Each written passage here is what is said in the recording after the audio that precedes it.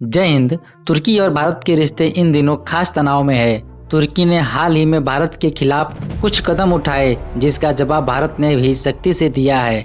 अब भारत की इस कार्रवाई का असर तुर्की की रसोई तक पहुंच चुका है। खबर है कि भारत अब तुर्की को चावल और मसाले एक्सपोर्ट नहीं करेगा। ऐसे में तुर्की के लोग जो भारतीय बासमती चावल और मसालों के दीवाने हैं, अब अपने पसंदीदा व्यंजन बिरयानी से भी दूर हो सकते हैं। तुर्की में बिरयानी एक लोकप्रिय व्यंजन है, लेकिन इसे बनाने के लिए जो खास किस्म का चावल और मसाले चाहिए वे ज़्यादातर भारत से मंगाए जाते हैं। भारत से बासमती चावल और मसालों का बड़ा हिस्सा तुर्की को एक्सपोर्ट होता है। साल 2022 में भारत ने तुर्की को 90,000 टन चावल भेजा था, जिसकी कीमत करीब $43 मिलियन थी। साल 2023 में ये आंकड़ा 88,000 टन के करीब रहा है और तुर्की ने इसके लिए करीब $65 मिलियन चुकाए। भारत और तुर्की के बीच राजनीतिक तनाव बढ़ने के बाद अब व्यापारिक मोर्चे पर भी असर देखने को मिल रहा है।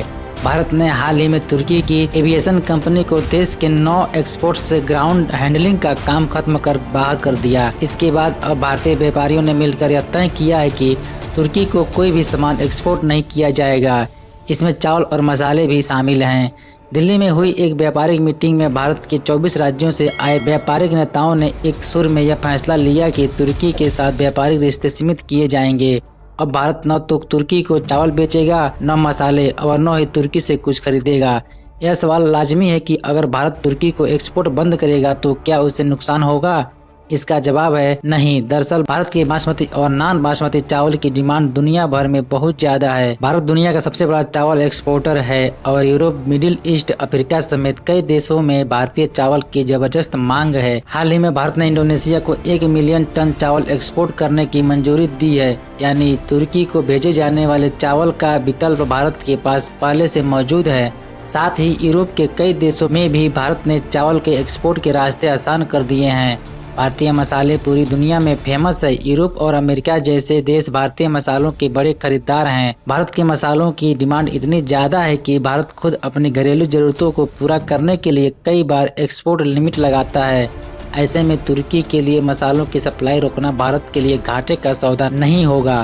तुर्की को अब अपनी बिरयानी और अन्य भारतीय स्वाद वाले व्यंजनों के लिए परेशानी झेलनी पड़ सकती है। भारत से न तो बासमती चावल मिलेगा और न ही असली देसी मसाले।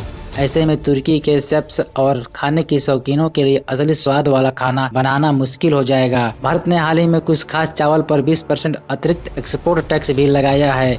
इससे भारत को और ज्यादा कमाई होगी। साथ ही भारत अपने एक्सपोर्ट्स को नई मार्केट्स में फैलाने में जुटा है, जैसे इंडोनेशिया, यूरोप और अफ्रीकी देश। तुर्की और भारत के बीच बढ़ते तनाव का असर अब चावल और मसालों के कारोबार पर भी साफ दिख रहा है। भारत के इस फैसले से तुर्की में बिरयानी और देसी स्वाद की चीजों की भारी किल्लत हो सकती है, लेकिन भारत को कोई इसका नुकसान नहीं होगा, क्योंकि उसके पास पहले से ही नए और बेहतर बाजार मौजूद हैं।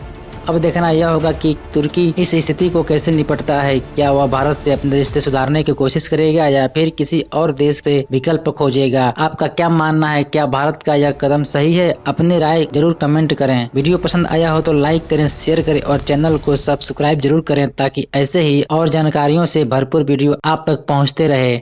जय हिंद, वंदे मातरम।